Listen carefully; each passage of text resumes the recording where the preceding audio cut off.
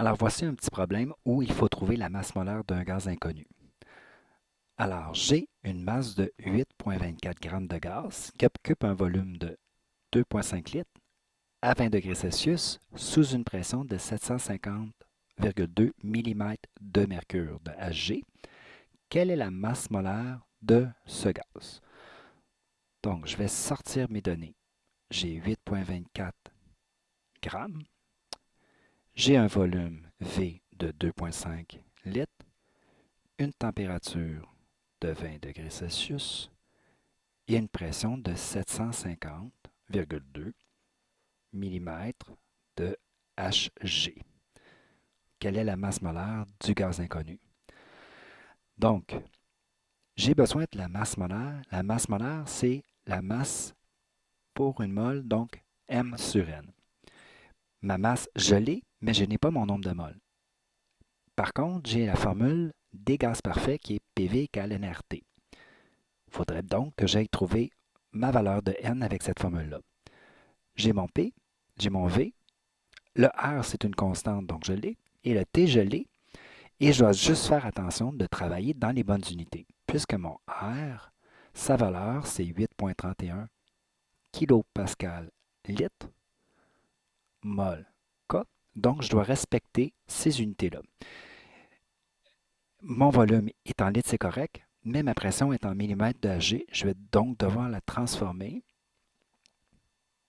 en kilopascal.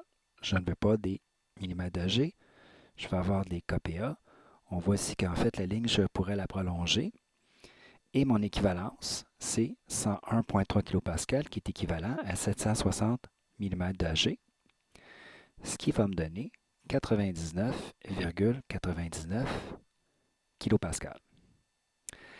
Ma température est en degrés Celsius, je dois la transformer en Kelvin parce que je dois avoir des températures toujours positives quand je travaille avec les gaz. Et c'est pour ça que je vais travailler avec l'échelle absolue, l'échelle Kelvin. Donc 293,15 Kelvin. Alors, mon étape 1, je vais devoir isoler N. Donc, je vais diviser par RT de chaque côté. Ce qui fait que N est égal à PV sur RT. Je vais remplacer par mes valeurs.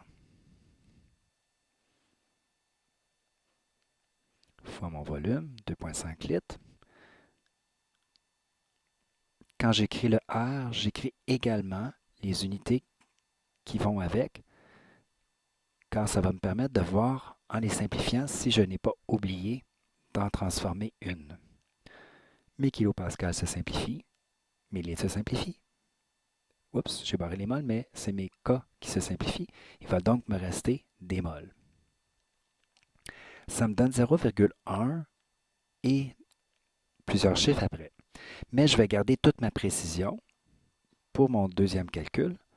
Donc, ma masse molaire, c'est ma masse sur le nombre de moles, 8,24 grammes.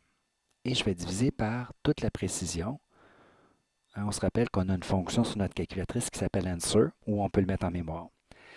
Et quand je fais ça, je pourrais faire les chiffres significatifs. Et là, au niveau des chiffres significatifs, ma valeur qui en possède le moins, c'est mon volume. Il y a juste deux chiffres significatifs. Donc, je vais garder deux chiffres significatifs dans ma réponse finale. Maintenant, en B, on demande de quel gaz s'agit-il parmi la liste suivante? C4H10, SO3, C6H12 ou NO2. Et si on prend notre tableau périodique et on les calcule, on arrivera à SO3. Alors voilà pour la masse molaire d'un gaz inconnu.